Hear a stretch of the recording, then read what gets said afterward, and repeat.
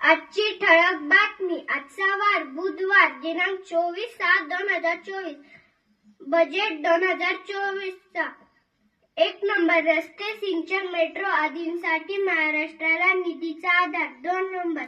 विदर्भ मराठवाड्यातील सिंचन प्रकल्पांसाठी 600 कोटी रुपये.